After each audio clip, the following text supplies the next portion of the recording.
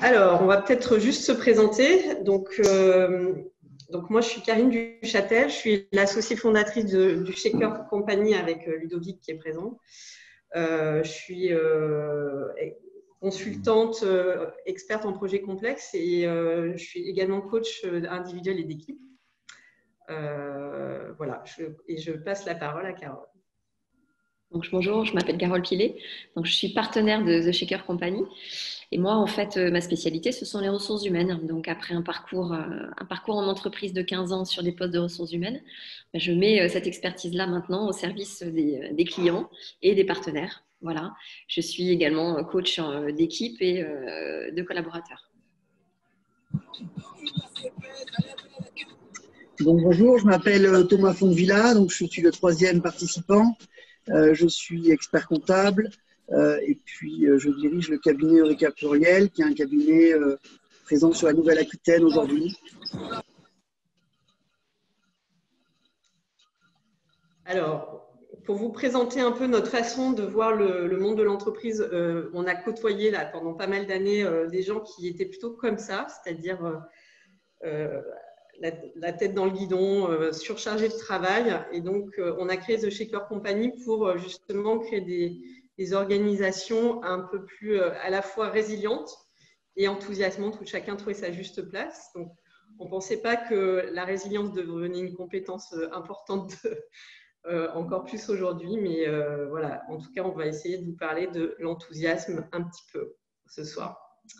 On est une société avec tout un réseau autour de nous d'experts, des consultants en coach qui donnent des formations et puis aussi des consultants qui interviennent sur des missions de conseil, chacun avec une expertise métier. Et on fait 3 choses principalement, des formations, du coaching pour développer le leadership, on accompagne des projets complexes et on apporte des outils, des méthodes sur des activités plus d'excellence opérationnelle. Alors, Eureka Pluriel, c'est un petit mot sur le cabinet d'expertise comptable dans lequel j'exerce. Donc, je dis maintenant que c'est une société de conseil aux entreprises puisque on est inscrit à l'ordre des experts comptables, mais on fait plusieurs activités autour de l'entrepreneur. Donc, notre métier de base, c'est l'expertise comptable, la fiscalité, le commissariat aux comptes. Effectivement, on a développé depuis maintenant pas mal d'années du conseil en ressources humaines autour de la paye et puis du conseil au niveau de la direction des ressources humaines des entreprises. C'est un peu le thème d'ailleurs de ce soir. On fait également du droit des affaires, du conseil en protection sociale autour de la retraite, de la prévoyance. Et enfin, on a depuis quelques temps, alors là, on a eu un peu de chance, entre guillemets, puisqu'on a créé une activité de conseil aux entreprises en difficulté. Qui est mené par un des experts comptables du bureau qui s'appelle Christophe Caron. Et effectivement, aujourd'hui, c'est un sujet qui est important pour nous puisque nos clients ont quelques difficultés en ce moment. Donc, c'était bien qu'on ait structuré cette offre. Aujourd'hui, on est présent sur la Nouvelle-Aquitaine puisque on est historiquement sur Bordeaux et le bassin d'Arcachon, mais maintenant on a une activité depuis une dizaine d'années sur La Rochelle et Bayonne, puisqu'aujourd'hui je suis à Bayonne dans un bureau qu'on a repris. On avait créé une activité à Biarritz et on a repris un bureau à Bayonne. Aujourd'hui, je suis à Bayonne. Voilà. Donc, on est sur la nouvelle grande région Aquitaine. Alors, ce que le Covid a changé, vous pouvez vous en douter, c'est que ça a créé de vraies différences dans les conditions de travail, à la fois entre les différents secteurs d'activité. Effectivement, la situation n'a pas été la même entre quand on est dans l'événementiel et quand on est dans la santé. Ça a créé des différences entre entreprises, entre métiers, entre individus au sein de la même société.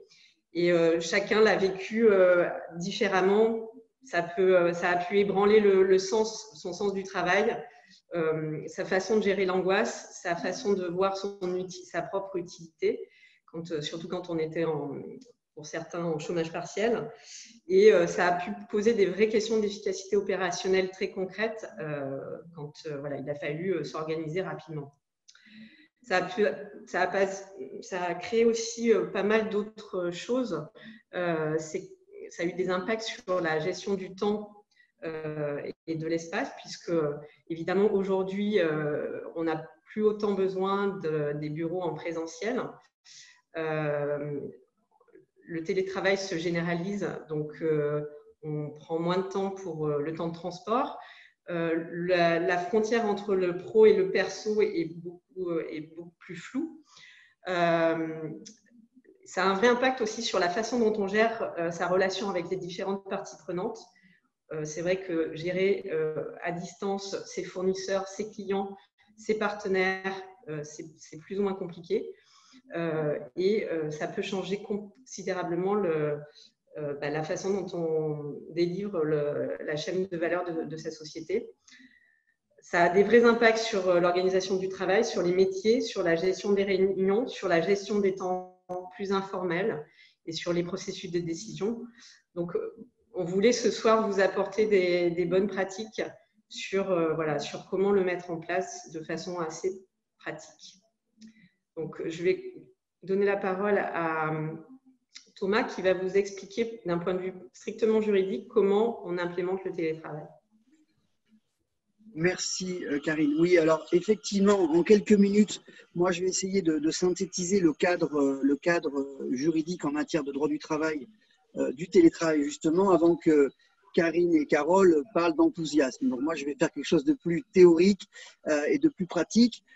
Aujourd'hui, on a pas mal de clients évidemment qui s'interrogent sur la mise en place du télétravail sur un plan structurel dans leur entreprise, après un petit peu l'avoir mis de façon un petit peu conjoncturelle et un petit peu au pied du mur lors de la crise du 16 mars. Alors, le télétravail, en deux mots, il a été introduit dans le Code du travail en 2005, d'accord, effectivement, il a été également modifié succinctement par l'ordonnance Macron en 2017. Ce qui est important, moi je pense, c'est de bien revenir sur la définition du télétravail et on va voir les impacts ensuite sur le cadre, justement, le cadre en matière de droit du travail. Alors, le télétravail, en fait, ce qu'il faut bien comprendre, c'est que c'est tout simplement une forme d'organisation du travail, mais qui concerne un travail qui aurait pu être réalisé, en fait, dans l'entreprise par un salarié, de façon volontaire, c'est important cette notion de volontaire entre l'employeur et le salarié, et qui utilise pour cela les technologies de l'information et de la communication. Donc, ce qui est important de bien comprendre, d'abord, c'est la notion de volontaire. Alors, j'ai envie de dire, en situation normale, ce qui n'est pas tout à fait le cas, il faut que le salarié et l'employeur soient d'accord, en fait, pour mettre en place le télétravail. Alors, le salarié peut demander du télétravail à l'employeur. L'employeur peut le refuser, mais il doit motiver le refus. Et inversement, l'employeur peut demander au salarié de se mettre en télétravail. Et là, le salarié peut lui refuser, mais sans motiver cela. Donc, ça veut dire que la mise en place du télétravail pour un salarié ne doit pas être un motif de rupture du contrat de travail. D'accord ? Donc, en d'autres termes, on peut facilement, dans une période normale, mettre en place le télétravail. On va voir sous quelle forme, entre l'employeur et le salarié. Ce qu'il faut voir en ce moment, c'est que depuis le 1er septembre, où le gouvernement a publié un protocole sanitaire, le télétravail est fortement recommandé par le gouvernement, mais il n'est pas obligatoire. Ça, c'est important. Et deuxième point, effectivement, pour un petit peu revenir sur ce que j'ai dit, c'est-à-dire que dans un contexte de crise pandémique, l'employeur peut obliger un salarié à faire du télétravail. D'accord ? Donc, ça, c'est le cadre un petit peu légal et la définition du télétravail. Ce qu'on voulait voir avec vous, qu'on voulait vous présenter, c'est les questions de mise en œuvre du télétravail, puisque c'est des questions qu'on a en ce moment sur comment je fais pour mettre en œuvre le télétravail dans mon entreprise. Alors, le premier point qui est important, c'est qu'un accord simple, en fait, peut être possible pour mettre en place le télétravail entre un salarié et un employeur. C'est-à-dire qu'en fait, un accord, même oral, peut suffire pour mettre en place un télétravail entre l'employeur et le salarié. Donc, alors, un accord oral suffit, mais évidemment, on préconise quand même un accord écrit ou par mail. D'accord ? Donc ça, c'est le premier point. Donc, ça peut se mettre en place de façon très simple. Mais évidemment, nous préconisons, pour quand même formaliser ce télétravail, soit un accord collectif. Donc un accord collectif, vous savez, c'est un accord entre l'employeur et les délégués du personnel, d'accord, soit une charte de télétravail. Alors, une charte de télétravail, c'est un document qui va préciser en fait l'ensemble des modalités de mise en œuvre du télétravail dans notre entreprise. Donc, c'est vrai que ça, c'est vraiment la solution qu'on préconise nous, pour nos clients qui veulent aujourd'hui déployer le télétravail, puisque cette charte, elle doit simplement être présentée au CSE s'il y en a un, pour un avis. Et puis, elle va donc préciser les points qui sont importants pour mettre en œuvre le télétravail. Alors, les points importants sur lesquels il faut réfléchir, évidemment, quand on va mettre en place le télétravail, c'est notamment le périmètre, d'accord? Donc, sur un plan, sur la mise en œuvre, il faut d'abord effectivement réfléchir quels sont les salariés et les activités qui vont être éligibles au télétravail. On va en parler, vous allez en parler après avec Karine et Carole, mais en gros, d'abord, il faut vous interroger dans cette charte quels sont les salariés qui sont éligibles, et cette éligibilité, elle va être liée à une autonomie. C'est-à-dire qu'évidemment, il faut vous interroger sur d'abord les activités éligibles et ensuite l'autonomie dont les salariés vont devoir faire preuve pour être capables de faire du télétravail. D'accord, bien entendu. Donc l'autonomie, elle va peut-être parfois se décider par rapport à une ancienneté, par rapport à des postes de travail, par rapport à des raisons objectives d'autonomie, par rapport à un contrat de travail, CDI, les CDD, la question évidemment des stagiaires ou des contrats pro qui sont souvent écartés du télétravail. Okay, donc ça, c'est la première question sur la question qui va être éligible au télétravail. Deuxième point, et dans les autres points importants dans cette charte, il y a évidemment la question du nombre de jours de télétravail. On va voir ensuite évidemment que ça enclenche des questions quand vous faites beaucoup de jours en télétravail en termes de management. Donc combien de jours on va pouvoir autoriser aux salariés en termes de télétravail. Les questions également de ce qu'on appelle la réversion et la période d'adaptation, c'est-à-dire que quand vous décidez de mettre en œuvre du télétravail, il peut y avoir un peu une sorte de période d'essai, une période d'adaptation, qui dans cette charte de télétravail va être fixée à une certaine durée pour dire voilà, entre l'employeur et le salarié, on s'accorde sur une durée d'adaptation. Effectivement, à un moment, ça peut ne pas fonctionner, donc on arrêterait. Et également, ce qu'on appelle la réversibilité, c'est important, c'est de dire effectivement pour l'employeur ou le salarié, non, finalement, ça ne convient pas et je souhaite revenir en arrière. Comme je l'ai dit en introduction, autant le salarié peut toujours mettre fin au télétravail ou le demander sans motiver son arrêt, autant l'employeur, lui, si jamais il décide d'arrêter le télétravail, il a toujours une obligation de motiver en fait cet arrêt, est motivé souvent par les questions d'autonomie du salarié ou de non-atteinte d'objectifs en termes de travail. D'accord ? Également dans la charte, alors dans la charte, il est également inscrit le point suivant que j'avais indiqué. Ce qu'il faut bien comprendre sur le télétravail, et comme c'est précisé dans la définition, c'est que le télétravail, c'est uniquement en fait le même travail qui est fait dans un endroit différent du siège de l'entreprise. Et donc, il y a simplement cette notion géographique qui finalement est dans la définition de télétravail. Et donc, le salarié, le télétravaillé ou travailleur va conserver en fait les mêmes droits et les mêmes devoirs que le salarié sur place. Alors, les mêmes droits, les mêmes devoirs, on en a un petit peu parlé, ça va concerner évidemment le fait de faire correctement son travail de la même façon qu'il le ferait sur le site. Ça peut être également, évidemment, le fait de respecter les horaires, puisque dans la charte de télétravail, les horaires ne doivent pas changer par rapport à lorsqu'il est au bureau. Et donc, il doit évidemment avoir des devoirs envers sa société. Il a également des droits, le télétravailleur, puisqu'il a les mêmes droits que s'il était sur le site. Et donc, son contrat de travail ne doit pas être modifié. On peut le faire un avenant pour préciser le télétravail, mais légalement, il n'est pas obligatoirement à modifier. Et puis, il va avoir droit à tous ces avantages sociaux. Donc, évidemment, qui vont être, par exemple, il y a toujours la question des tickets restaurants. Donc, il continue à avoir droit aux tickets restaurants. Il va avoir droit à se former. Il va avoir droit à être protégé en termes de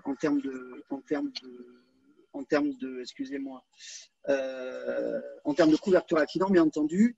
Il va avoir droit à un entretien annuel dans lequel il pourra également être précisé, sur lequel il pourra faire un retour sur le télétravail. Et puis, ça peut être effectivement inséré dans le règlement intérieur. Donc, voilà, ce qu'il faut retenir, c'est que, juste pour finir, Karine, c'est que en fait, on garde les mêmes droits, les mêmes devoirs. et que la mise en œuvre est finalement relativement simple. Voilà, pour être très, très synthétique. Il y aura peut-être des questions à la fin alors. Hein. Enfin, n'hésitez pas à poser vos questions dans le chat. On essaiera d'y répondre au fur et à mesure. Merci. Carole. Alors, merci Thomas. Je vais prendre la suite sur les bonnes pratiques du télétravail. Donc, on a identifié en fait 3 bonnes pratiques qu'on va vous présenter maintenant. Alors, première bonne pratique, c'est autour de la gestion du temps de travail et la gestion de la charge de travail. Alors, comme le disait Thomas, effectivement, il n'y a pas grand-chose qui change entre le fait d'être au bureau, faire son travail au bureau ou faire son travail à la maison. Et notamment, en termes de temps de travail, ce qu'il faut savoir, c'est que les horaires qui sont attendus par un collaborateur au bureau sont les mêmes que ceux qu'il fera quand il sera en télétravail. Donc, en fait, la journée de travail et la disponibilité du collaborateur sur les plages de travail, elle est la même lorsqu'il est au bureau que lorsqu'il est chez lui. Donc ça, c'est important de le préciser en fait aux collaborateurs parce que c'est pas parce que je travaille chez moi que je peux organiser mon travail en fait comme je le veux et aller et faire une pause entre 10h et midi pour faire du sport et puis au lieu de m'arrêter à 18h comme d'habitude, m'arrêter à 21h. Donc en fait, dans les bonnes pratiques, il est important de rappeler en fait toutes ces conditions en termes de temps de travail. Et là, je vous parle éventuellement d'abus qui peuvent avoir lieu, mais dans un sens, dans le sens où le collaborateur ne ferait pas ses heures. Mais il faut faire attention aussi, parce que l'employeur reste responsable de la santé de ses collaborateurs, même quand ils sont chez eux. Donc, il faut faire attention à ce qu'il n'y ait pas de débordement non plus des heures de travail, de manière à se conserver une bonne santé, on va dire, psychique du collaborateur et faire en sorte qu'il puisse aussi cloisonner ou en tout cas gérer au mieux sa vie personnelle et sa vie professionnelle en même temps, dans un endroit où d'habitude, les deux ne se côtoient pas. Donc voilà, première bonne pratique, véritablement travailler sur la notion de temps de travail et de penser à parler de déconnexion ou rappeler, si vous avez une charte de déconnexion, rappeler à vos collaborateurs que la déconnexion, elle vaut aussi bien quand on est au bureau que quand on est chez soi. Voilà. En ce qui concerne la charge de travail, alors là, bien entendu, l'employeur peut attendre d'un de ses collaborateurs la même quantité et la même qualité de travail lorsqu'il est chez lui que lorsqu'il est au bureau. Donc, il est important de rappeler ça au collaborateur, de lui dire en fait ce qu'on attend de lui. Est-ce que quand il est en télétravail, il va faire des choses qui sont différentes de ce qu'il ferait au bureau? Donc, il est important de communiquer là-dessus et de vérifier aussi que votre collaborateur il a la capacité à s'organiser tout seul chez lui. Parce qu'en fait, quand on est à la maison, bien entendu, alors on peut appeler son manager pour lui demander, tiens, comment je fais, tiens, quelle priorité est-ce que je dois privilégier dans ma journée. Mais ça, c'est pas évident. Donc, en fait, il est important de vérifier que votre collaborateur est autonome et qu'il peut s'organiser tout seul de manière à ce qu'il produise, entre guillemets, la charge de travail que vous lui préconisez. Donc, il y a des entreprises aujourd'hui qui mettent en place aussi des systèmes pour contrôler le travail qui est fait à la maison.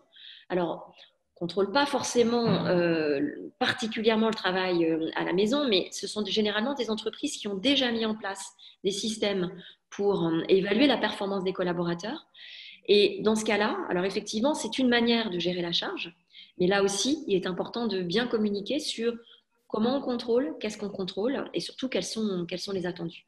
Voilà, donc voilà pour la première bonne pratique sur gérer le temps et gérer la charge. Et la deuxième bonne pratique, c'est véritablement l'organisation du télétravail. Donc, comme vous a dit Thomas, l'entreprise en amont, elle doit se structurer sur c'est quoi le télétravail chez nous, quelles sont les modalités de mise en œuvre, alors que ce soit qui a accès, combien de temps est-ce qu'on peut travailler à la maison par semaine, etc. Donc ça, en amont, il est important d'organiser. Alors, certaines entreprises, certains d'entre vous vont être obligés de négocier, puisque vous allez dans le cadre d'une négociation avec votre CSE.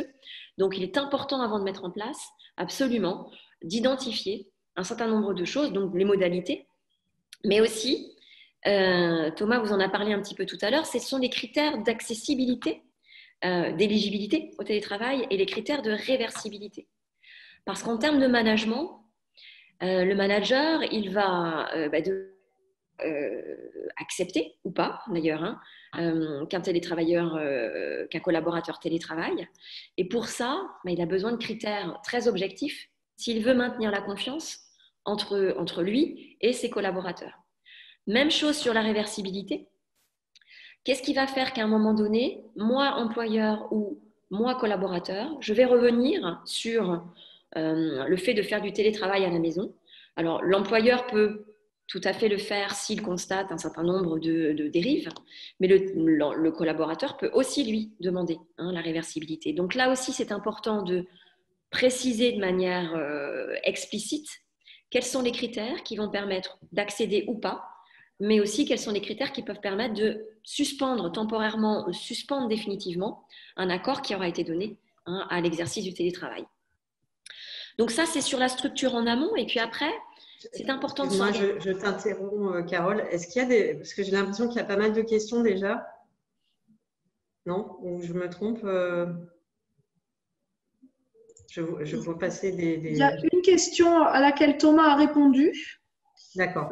Dans le chat. Et là, il y en a juste une. Ah oui, qu'est-ce que c'est que le micro? Deux questions. Je te les mets, voilà. Oui, alors est-ce que j'y réponds maintenant ou qu'est-ce que tu en penses, Karine? Oui, je pense que c'est pas mal. Oui, alors j'ai vu une question, c'est quoi le micromanagement? Le micromanagement, c'est quand on est un peu sur le dos de son collaborateur et que alors c'est une des difficultés du télétravail, c'est certain, c'est que le manager doit avoir énormément confiance, alors confiance en son collaborateur, mais confiance aussi dans les capacités du collaborateur à s'organiser tout seul.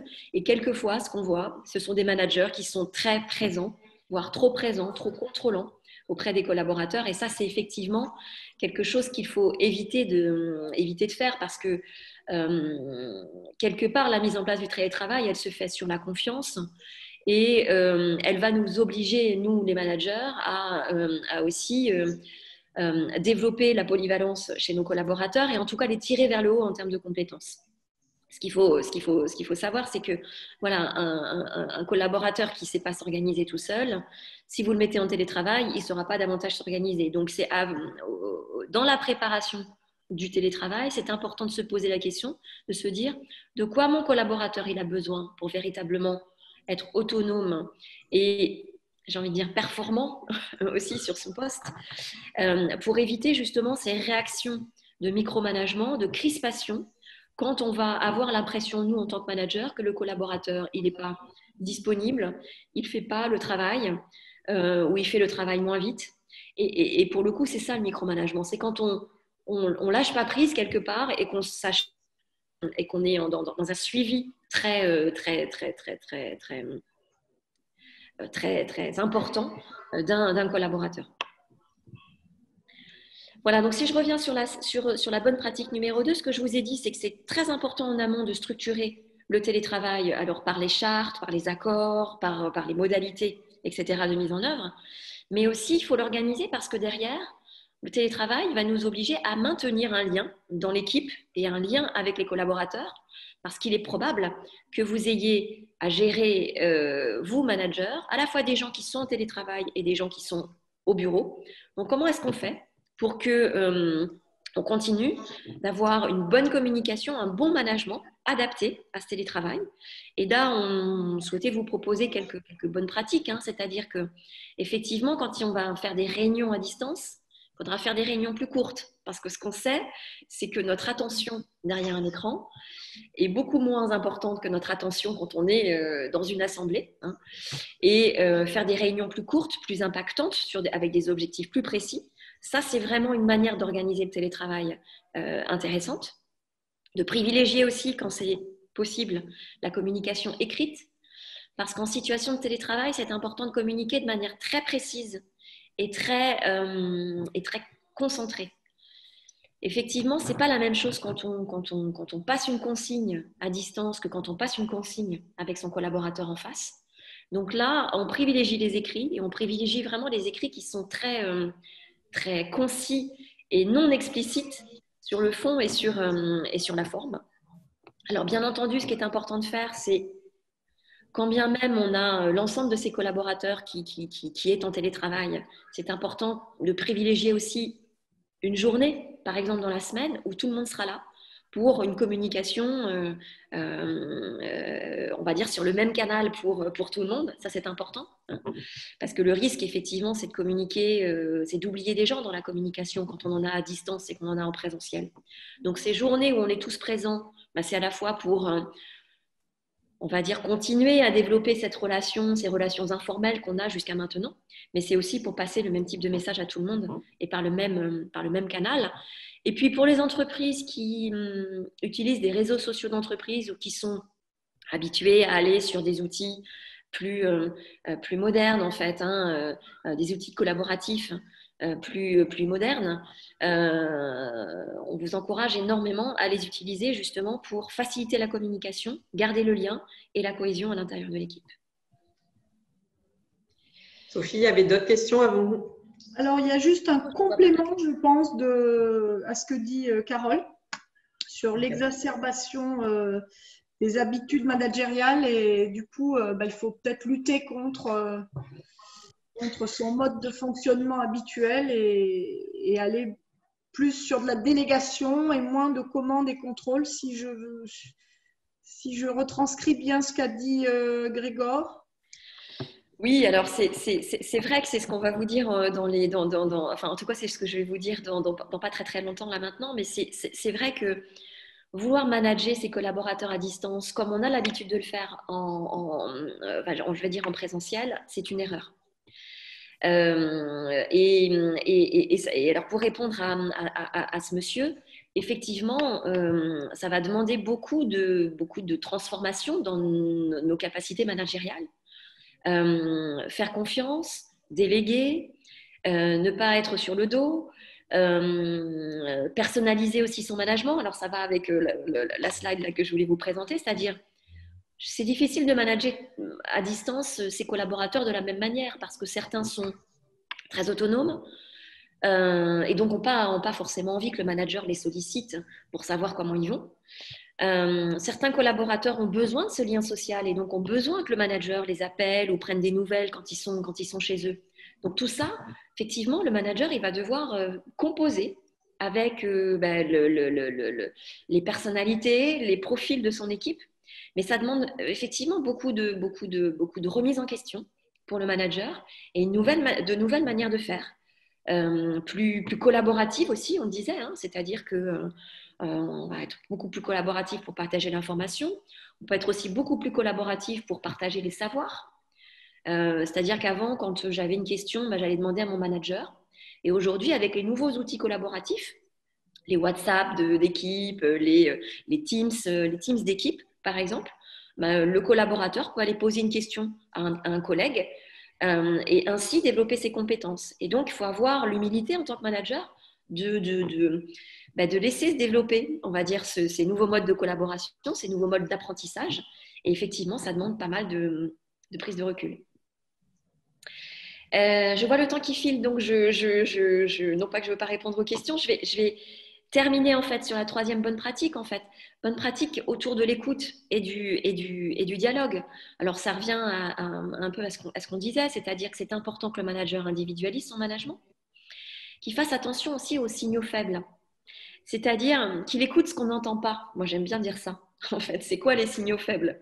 Les signaux faibles, c'est tiens, je vois qu'un collaborateur ne produit pas la quantité et la qualité de travail que j'attends de lui quand il est en télétravail. Je vois par exemple que quand on est en interaction via la visioconférence, il n'allume pas sa caméra. Qu'est-ce que ça veut dire? Est-ce qu'il n'a pas envie que je le voie? Je vois que mon collaborateur rechigne un petit peu à rentrer au bureau. C'est ça, tous ces signaux faibles. C'est qu'est-ce que je vais pouvoir en fait détecter moi en tant que manager pour rester à l'écoute, vraiment ouvrir mes antennes, rester à l'écoute de mon collaborateur et toujours privilégier le dialogue, qui est peut-être moins facile quand on est loin que quand on est dans le même bureau et qu'on se voit quasiment toute la journée. Communiquer régulièrement et de manière claire, hein, ça je vous l'ai déjà dit. Et puis ce que je vois aussi dans les entreprises aujourd'hui, c'est que quelquefois le manager et le collaborateur, alors ils peuvent se dire des choses, mais quelquefois, si moi collaborateur, je vis mal une situation de télétravail et que je n'ose pas en parler à mon manager parce que justement j'ai un petit peu de mal avec la manière dont il me manage quand je suis chez moi, eh bien, c'est bien de mettre en place aussi ce qu'on appelle une personne tiers qui peut être à l'écoute des collaborateurs, qui ne pourraient pas s'exprimer de manière très directe avec leur manager. Et ça peut passer par exemple par la DRH, si vous avez un service RH, ça peut être la DRH, la direction des ressources humaines, hein, ou ça peut être aussi, on le voit ça dans les accords de télétravail, une cellule d'écoute, un numéro vert, des choses comme ça, qui peuvent permettre aux collaborateurs de dire ce qui se passe pour lui sans forcément se mettre en porte-à-faux par rapport à son manager si ça concerne la relation entre eux. Voilà, donc on s'organise, on gère le temps et la charge, et puis aussi on maintient le dialogue et la communication avec ses collaborateurs. Et donc il y a quelques erreurs à éviter. Improviser la mise en place, donc ça je pense que vous l'avez compris, Thomas en a parlé, j'en ai parlé. Manager à distance comme en présentiel, ça aussi je vous l'ai dit. Il faut adapter son comportement, sa posture, je pense que c'est une histoire aussi de posture. Il faut faire attention aussi en tant que manager à ne pas dévaloriser le travail qui est fait à la maison par rapport au travail qui est fait au bureau. Et ça, c'est dans nos représentations, hein, dans nos représentations du télétravail, on peut facilement dériver et dénigrer, par exemple, dévaloriser le travail qui est fait. Donc ça, il faut véritablement faire attention à apporter la même attention et les mêmes signes de reconnaissance, j'ai envie de dire, au travail qui est fait à la maison et au travail qui est fait au bureau. Vous l'aurez compris, une erreur à éviter, c'est d'accepter le télétravail dans n'importe quelle condition, parce qu'on peut mettre nos collaborateurs dans des situations compliquées si on n'a pas évalué son autonomie, ses connaissances, ses savoirs, mais aussi la capacité à travailler chez lui dans un environnement qui soit adapté. Quand je dis environnement adapté, c'est pas forcément une pièce dédiée, mais en tout cas c'est un endroit approprié pour travailler. Et puis des questions aussi matérielles, techniques. Est-ce qu'il a un bon débit? Est-ce qu'il a un bon réseau? Est-ce que quand je l'appelle, en fait, je l'entends bien? Tout ça, c'est véritablement à aller regarder, à aller écouter. Et donc, il ne faut pas accepter le télétravail à n'importe quelle condition parce qu'on met le collaborateur en difficulté et on peut aussi dégrader la qualité du travail. Et puis, alors, je vais, faire la transition avec la deuxième partie de Thomas, il faut faire très attention aussi en termes de cybersécurité parce qu'on utilise énormément d'outils, on se connecte à distance, etc. Et ça peut comporter des risques informatiques pour l'entreprise. Donc, je laisse la parole à Thomas. Et je répondrai à vos questions, bien entendu, à la fin Oui, merci Carole. Alors, oui, on voulait effectivement aborder ce sujet, mais sans le détailler, parce que ça pourrait être effectivement un séminaire, une conférence à part entière. Ce que vient de dire Carole, effectivement, c'est qu'en mettant en télétravail l'ensemble de vos équipes ou une partie, mécaniquement, le risque de cybercriminalité contre vos systèmes d'information va se démultiplier, bien entendu. Ce qu'on voulait, c'était effectivement ce qui est important, on pense dans ce sujet qu'on présente ce soir, c'est vrai que c'est d'avoir en tête ce risque qui est plus fort et effectivement sensibiliser vos équipes et surtout vos collaborateurs qui sont en télétravail à ce risque qui effectivement grandit. En deux mots, aujourd'hui, il y a quatre principales cyberattaques qui ont été identifiées. Alors, le risque, c'est évidemment qu'il y ait en fait un cybercriminel qui s'introduise dans vos systèmes. Alors, les quatre risques, c'est la destruction de données, évidemment. 2, c'est le vol de données. Et pour lequel on pourrait vous demander une rançon. Hein, ça arrive quand même maintenant de façon assez régulière. 3, c'est ce qu'on appelle l'hameçonnage. Alors ça, je ne connaissais pas trop. C'est en fait une intrusion dans vos systèmes où quelqu'un va se faire passer pour un membre de votre système d'information et va finalement user de cette fausse identité pour vous créer des difficultés. Et le 4e, c'est ce qu'on appelle la fraude au président. C'est où un cybercriminel va en fait se faire passer pour pour le président de la société ou le dirigeant et va faire en sorte qu'une de vos comptables ou quelqu'un de votre organisation va faire des virements vers un compte que lui seul ne connaît. Ce que nous, on a déjà des fois rencontré chez des clients, effectivement, et qui peut se produire. Ça paraît un petit peu idiot, mais ça arrive également, cette fraude au président. Et donc, ces quatre cyberattaques sont plus faciles, entre guillemets, quand tous vos salariés, finalement, se connectent de chez eux, de leur outil privé, sur votre système d'information.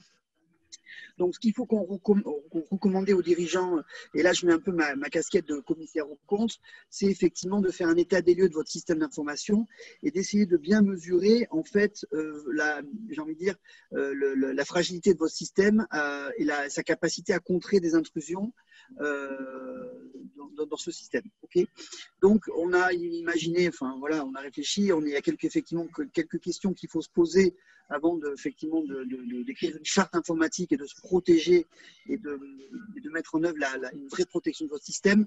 C'est évidemment d'abord des éléments concernant les connexions, puisque vos salariés, vos télétravailleurs vont se connecter via Internet sur votre système. Donc évidemment, il y a tout ce qui concerne les accès extérieurs à votre système d'information et les liens Internet. Il y a également la gestion des mots de passe. Puisque vos salariés, vos télétravailleurs vont être chez eux. Donc, effectivement, il peut y avoir des personnes qui ne sont pas de l'entreprise, qui peuvent être également dans leur domicile, peut-être avoir des accès mots de passe, et donc avoir cette notion, cette conscience que vous avez des éléments professionnels dans un environnement privé.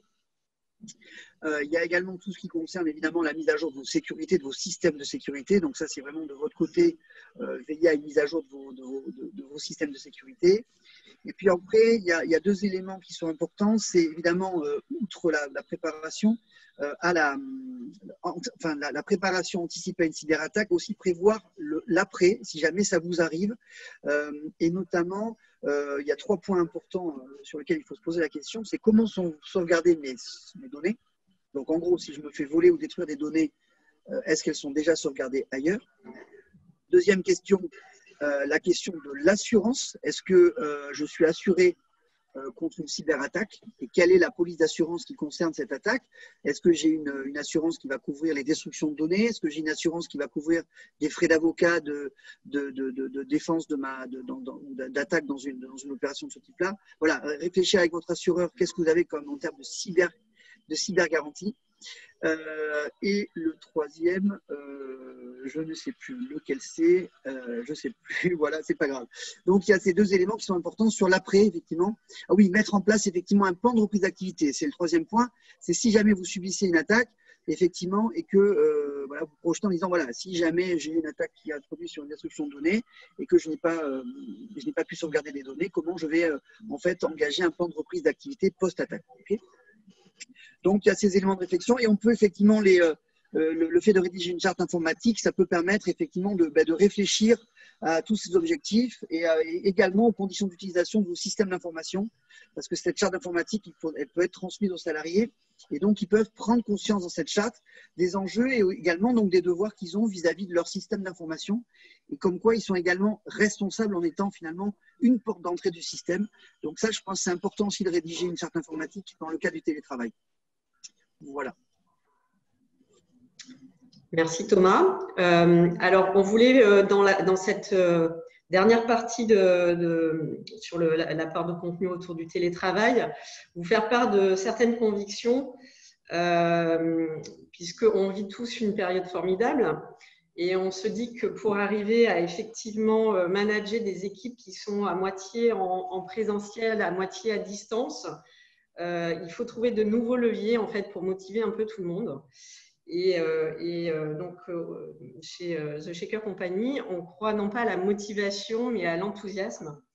Et l'enthousiasme, c'est quelque chose de beaucoup plus éphémère, puisque c'est une émotion, mais ça a le mérite d'être contagieux et ça permet surtout de mobiliser les énergies individuelles. Donc, on approche 19h, je ne vais pas vous faire un truc hyper « on pourrait prendre un pot, etc. » mais pourquoi pas. Je vais vous partager les 15 ingrédients que, voilà, depuis 20 ans que j'accompagne des projets plus ou moins complexes. j'ai vraiment été amenée à utiliser pour générer de l'enthousiasme et mobiliser des équipes. Et je pense que ça s'applique vraiment de façon extrêmement pertinente aujourd'hui dans notre contexte, avec voilà, 4 leviers essentiels qui sont le sens, en fait. Et donc, comme levier, on a alors, bon, je ne vais pas tous les citer, mais je vais vous donner un exemple concret vécu par la suite. En tout cas, quand on arrive à faire rêver en entreprise, je peux vous dire que ça génère de l'enthousiasme. Donc, ce n'est pas donné à toutes les entreprises d'arriver à les faire rêver. C'est souvent le cas des startups. Ça se perd un peu en route, malheureusement. Mais en même temps, voilà, quand on a un rêve assez puissant, on peut le transmettre, y compris quand on est une grande entreprise. Je vais donner des exemples aussi sur la partie développement. C'est vrai qu'on peut là aussi créer de l'enthousiasme quand on développe les talents, on permet aux personnes de grandir et d'apprendre, quand on les responsabilise ou qu'on les rend plus autonomes.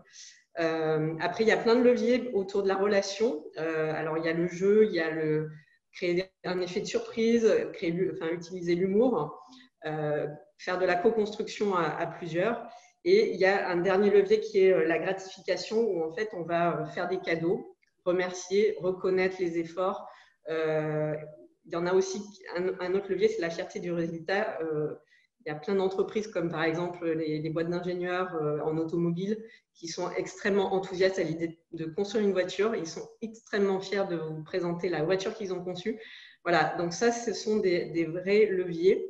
Et je voulais vous donner 2 exemples concrets vécus pendant le Covid, puisque j'ai accompagné malheureusement une entreprise dans le secteur événementiel, qui je pense est l'un des secteurs les plus touchés par la crise du Covid. Et l'idée, c'était de les accompagner à faire leur plan stratégique à 3 ans. Et donc, on a utilisé pas mal de leviers justement d'enthousiasme pour essayer de les relever et de les faire construire un nouveau rêve commun.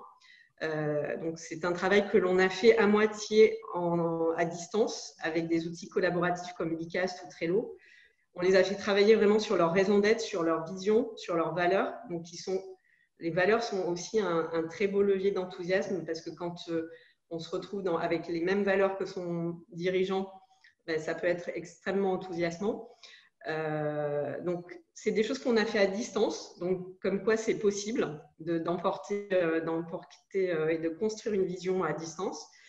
On a gardé le présentiel pour les moments difficiles parce que évidemment, comme vous pouvez l'imaginer, les dirigeants dans l'événementiel en pleine crise du Covid, il a fallu les ramasser à la petite cuillère et donc effectivement, on les a un peu coachés en présentiel durant cette période pour les aider à ne pas baisser les bras et à rester créatifs. Et c'est vrai que ça mérite, c'est un vrai exercice du cerveau de quitter le cerveau reptilien qui a peur et qui est terrifié à l'idée de traverser cette crise pour regagner le cerveau créatif qui va permettre de trouver des nouvelles idées. Et donc, on a quand même réussi à faire ce travail avec des nouveaux axes stratégiques à 3 ans, où ils se projettent à proposer des nouveaux services, des nouvelles offres avec un nouveau business model qui leur permettra de dégager du chiffre d'affaires qui est pas tout à fait leur métier de base, mais en même temps qui est assez en lien avec leur raison d'être. Un autre exemple que je voulais partager avec vous, c'est dans le secteur cosmétique, là aussi pendant le Covid, où la question qui m'a été posée, c'est que c'était un patron d'une business unit qui devait en fait embarquer 160 collaborateurs, puisque c'était un département R&D, pendant une demi-journée à partager l'ensemble des feuilles de route de tous les projets de la direction. Et en fait, il est vrai que quand on est à distance, comme on est là, arriver à captiver une audience pendant 4 heures, c'est assez difficile. Surtout qu'on ne voit pas les réactions des gens. On peut perdre, on peut faire d'autres choses parce qu'on a coupé sa caméra, donc on peut regarder ses mails, on peut faire plein d'autres trucs en parallèle. Donc, pour arriver à captiver son auditoire, il faut raconter une histoire. Et il faut raconter une histoire, il faut surprendre. Donc, c'est ce que j'ai fait en scénarisant, en utilisant l'univers Star Wars, par exemple, et où j'ai demandé au patron s'il acceptait d'être grimé en ce petit personnage vert, là, j'en perds le nom. Maître Yoda, voilà. Donc, il a été le Maître Yoda. Il m'a dit, mais on va m'appeler Maître Yoda jusqu'à ma retraite. Je lui ai dit, bah, c'est un risque à prendre, mais il a relevé le challenge et du coup, tous les chefs de projet ont été un personnage et ils ont raconté leur feuille de route sous la forme d'une saga avec le personnage qu'ils portaient. Donc, certaines femmes étaient barbues. Enfin, voilà, il y a eu cet aspect, on a utilisé ce côté ludique, ce côté humoristique, le côté effet de surprise, puisque à chaque slide, ils attendaient qu'il se passe un truc. On a utilisé aussi des outils d'intelligence artificielle, où en fait, ça a permis de faire de l'interactivité en temps réel avec les participants et de construire de brainstormer en temps réel avec eux. Et on a utilisé aussi l'ingrédient de la gratification, puisqu'à un moment donné, on a brainstormé sur un nom de programme et le gagnant a gagné le petit bonhomme que vous voyez de Star Wars.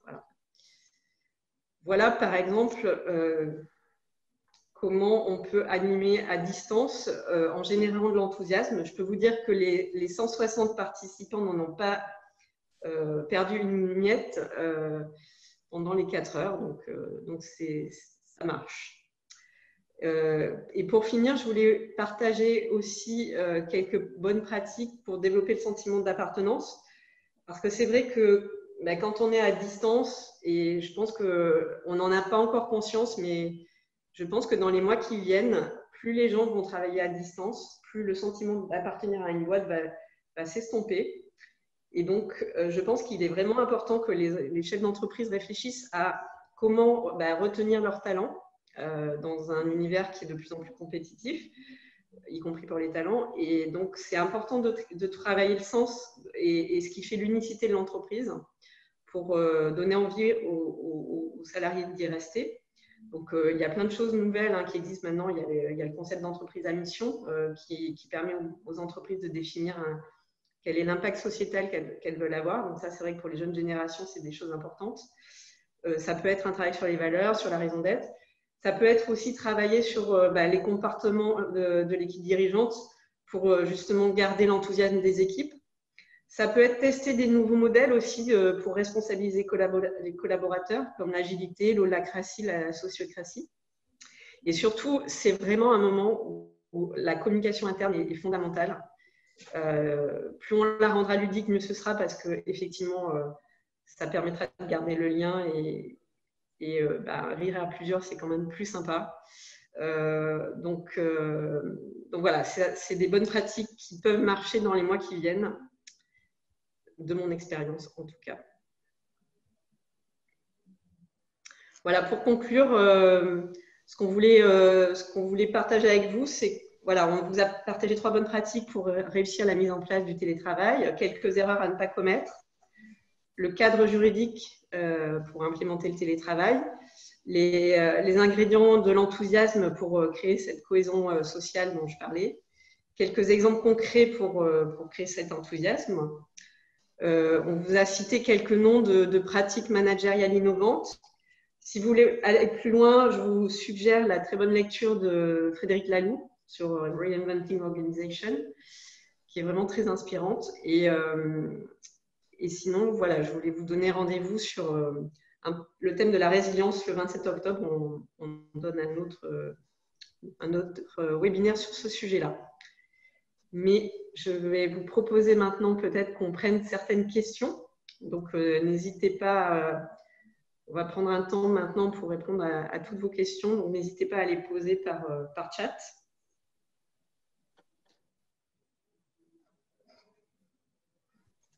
Il y a Grégoire qui nous a parlé dans le chat des méthodes de management de projet qui sont très adaptées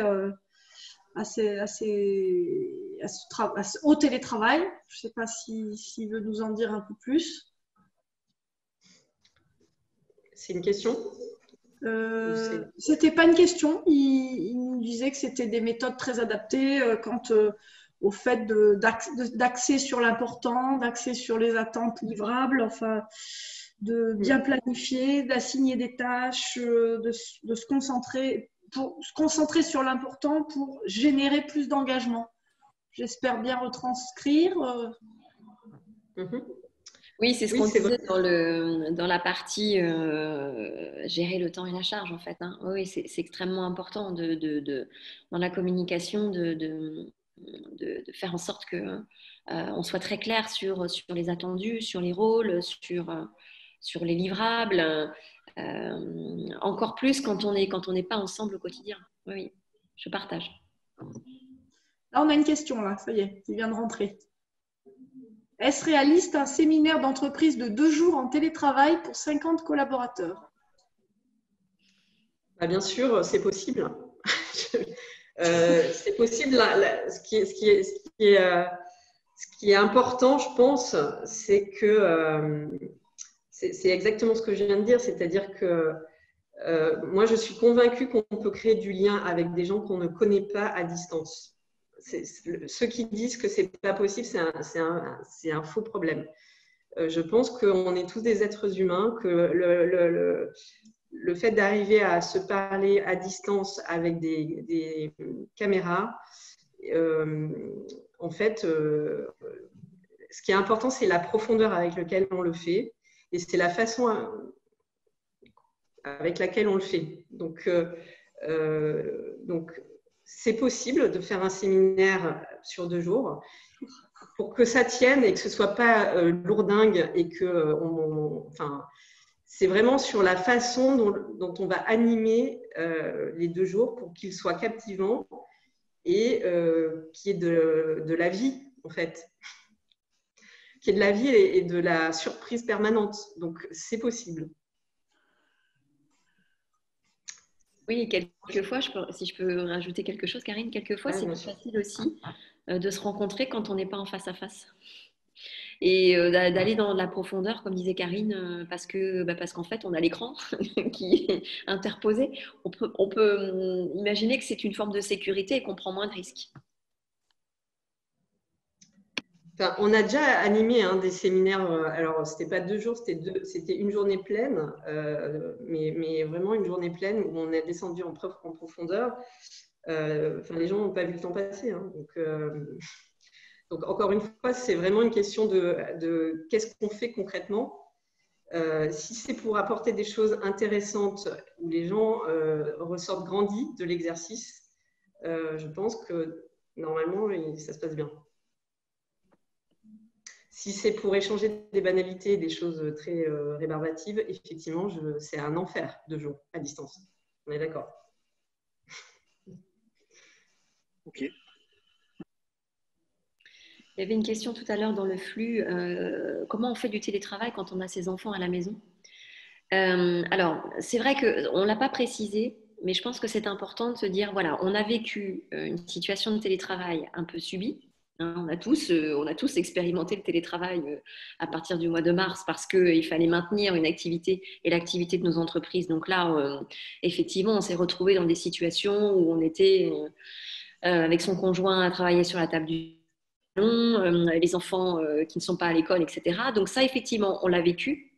Mais je pense qu'il faut véritablement scinder les choses entre ce qui a été mis en place de manière, on va dire, subie et non intellectualisée pendant le confinement et ce qu'on peut faire du télétravail à terme. Hein.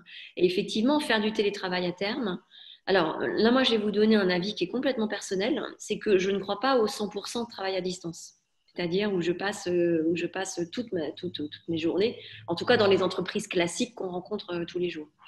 Et faire du travail à distance, c'est aussi vérifier, comme on disait tout à l'heure, que mon collaborateur peut travailler dans de bonnes conditions à la maison. Et effectivement, s'il a ses enfants, c'est pas du télétravail pour moi, en fait. Voilà. Donc, et c'est important de pouvoir de poser les choses pour expliquer qu'est-ce que c'est le télétravail et qu'est-ce que c'est pas, qu'est-ce qu'on attend aussi comme comportement chez nos collaborateurs. Et voilà. Donc en fait, c'est vrai qu'il faut peut-être on tienne compte de ce qui s'est passé pendant le confinement, mais qu'on se dise, la mise en place d'un télétravail régulier et pérenne dans mon entreprise, ça ne doit pas ressembler à ce qu'on a vécu pendant le confinement. Est-ce que ça veut dire, bon voilà, tu as le droit à 1 jour ou 2 jours de télétravail par semaine, tu as des enfants en bas âge, donc pas le mercredi? Oui, parce que je sais que tu ne seras pas opérationnel. C'est ça, c'est ça. C'est ça. Après, on parlait de la préparation, c'est vraiment, alors la préparation, la négociation, on l'appelle comme on veut, mais je pense que c'est hyper important. C'est hyper important parce que sinon c'est un risque et je pense que personne s'y retrouve. Comme on le disait tout à l'heure, l'entreprise ne va pas s'y retrouver parce que la qualité, la performance va être dégradée et le collaborateur non plus parce que je ne vois pas l'intérêt enfin, comment on se concentre sur son travail ou comment est-ce qu'on répond au téléphone ou comment est-ce qu'on interagit par des visioconférences comme ça avec ses collègues. Quand on a des enfants, c'est pas possible. Donc certaines entreprises, certains accords excluent le mercredi comme étant une journée de télétravail. Pas toutes les entreprises, mais certaines. Et banalisent aussi dans la semaine un jour où on ne peut pas télétravailler parce que c'est le jour où toute l'équipe est présente. Voilà. Alors, bien entendu, ça, c'est à regarder et à adapter par rapport à la taille de l'entreprise, au secteur d'activité. Enfin, voilà, ce n'est pas une règle universelle.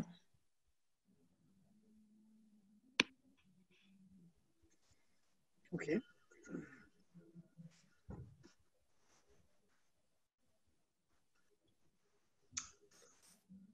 qu'on a répondu à toutes les questions?